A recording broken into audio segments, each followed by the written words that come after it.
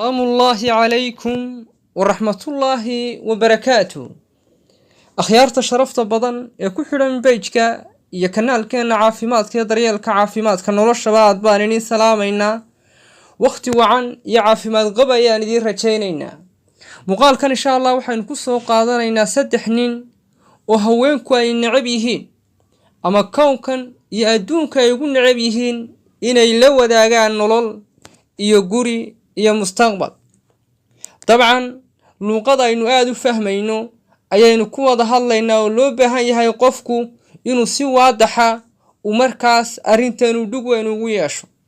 Waa muuqaaladeeni digniinta iyo toosinta ahaa gaar ahaan dhinaca dhaqankeena ku saabsanaa oo arinta caafimaadka ee dhinaca dhaqanka inaga imanayay laakiin aan arin dhinaca caafimaadka aan ahayn.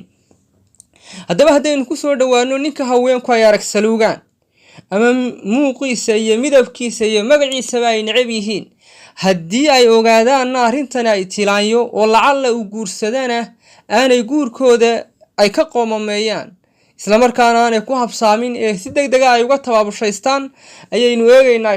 ninka koobaad waa ninka loo yaqaano ninka guran. ninka guran waa ninka ay ugu necab yihiin haweenku inay guursadaan ama ay guri iyo nolol iyo mustaqbal ay la wadaagaan. ninka gurani waa ninka aanay waxba ugu iman, waxay ugu yimaadeen totally ninka ma jirto.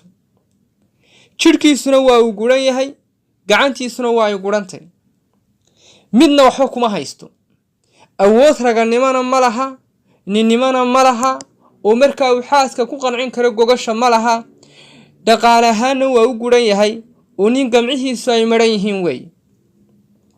haddii ninka noocaas haweenku waa ninka cimriga ay ugu necab yihiin. ninka guran ee markaa aan gacanna ka guran, jidh ahaanna u guran, raganimo ahaanna u guran, awood ahaanna u guran, ninkaas aad bay haweenku xataa haddii ay guursadaan ay uga tiilaanyoodaan oo ay uga qoomameeyaan guurkiisa. haddaba fadlan gudnaanshaha maxaa keena ayaa isweydiinaysaa. gudnaanshaha laba shay ayuunbaa keenaya: qofku inuu is-shaxaaday oo raganimadii uu lahaa u baabiiyey oo uu cidlo macdantiisii ku daadiyey oo uu meel daran ku shubay oo uu waddo qaldan maray, taasi waa ay keentaa. waxa kale oo gudnaanshaha ninku inuu guro ama ninka in markaas gacantiisuna gurantay jidhkiisuna uu gurmo la waayo, inuu ninku mashaqaysta yahay oo nin aan camal fiican iyo qaab wacan oo uu shaqo tago aan ku toosayn ama xataa haddii uu shaqo helo aan shaqaysanayn. haddaba labada arrimood yaana isku kaa raacin. shaqada marna waa la helaa, qofku waxaa laga yaabaa xilliyada qaar inuu waayi karo, laakiin raganimadaada ilaasho, awooddaada ninnimada ilaasho. haweenku waa qofka ay ugu necab yihiin inay guur la yeeshaan ninkaa guran ee gacan ahaan iyo jidh ahaan u guran. ninka labaad ee haweenku ay ugu necab yihiin inay guur iyo guri iyo gogol ay la yeeshaan waa ninka gadan. ninka gadan waa ninka iibsan ee haweenka kale ka iibsan. wuu iibsan yahay ninkani, iyada wuu guursaday, laakiin haween kale ayaa haddana ku xayndaaban. haween kale ayuu la nool yahay, wuu la sheekaysanayaa, wuu la dhaqmayaa, iyada haween kale ayaa la leh, haween kale ayuu ka gadan yahay. adduunka ninkaa waxay ugu necab yihiin, waxay ka mid tahay ragga ay guursadaan ragga ay ugu necab yihiin. guurkoodana inta badan kuma habsaamaan ee way iskaga tagaan. wuu iibsan yahay, haween kale ayuu ka iibsan yahay. hadduu dhaqaale helo haween kale ayaa la qaybsanaya. socodkiisa iyo haweenka kale kaagdhawaanshahooda ayaa badan.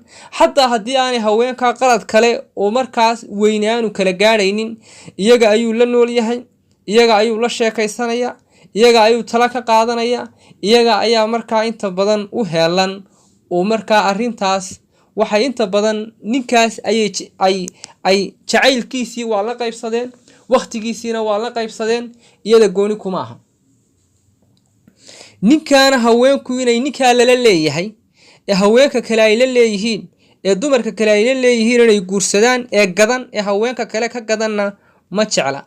taana qalbiga iyo laabta ku siidaa haweenaydaada, hadalkaaga iyo farxadeeda iyo la joogeeda iyo wixii ilaahay ku siiyo iyo muuqaaga iyo araggaaga iyadayna gooni u ahaato isku day. haddii markaa wadadii saxda ahayd aanad marayn ee diinteedu ay noo banaysay oo aanad si sharciya aanad haweeney kale aanad u guursanayn.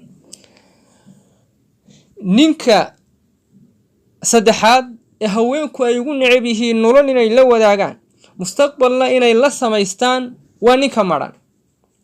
ninka koowaad waxaynu nidhi waa ninka guran ee gacan ahaan u guran, jir ahaanna u guran, labada midna lagu tagi maayo, raganimona lagu tagi maayo. oo ninkaasu haweeneydaas inuu naagsado ama inuu markaas uu xaqii ay ku lahayd ma gudi karo, dhaqaalena lagu geli maayo, labadaba lagu geli maayo. ka kalena waa ninka iibsan ee haweenka kale ka iibsan ee iyagu ay ammaanayaan, iyaga la jooga ee markaa iyadii inta badan cidlaynaya. ninkan kale waxaa la yidhaahdaa ninka madhan. adduunka ninkana waa ninkay ugu neceb yihiin ama waa ragga ay ugu neceb yihiin bay ka mid tahay. ninka madhani waa ninka inta badan faaruqa ee aan maskax fiican iyo garasho wanaagsan iyo caqli fiican oo saliima aan lahayn, ama waa ninka aan looga hoosayn dhinaca ragan xagga mataalatiga. marnaashuhu waa dhinacii maskaxda.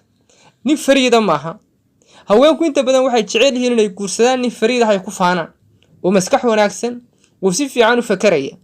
haddaba haddaad marnaashuhu waa ninkaan horu socod lahayn, aragtidiisa ama sefishinkiisu inta badan maba jiraba, qof han leh oo higsile maaha, qof hadal iyo odhaah leh maaha, qof damac iyo dadnimo iyo deeq leh maaha, intaba waa ka agreedan.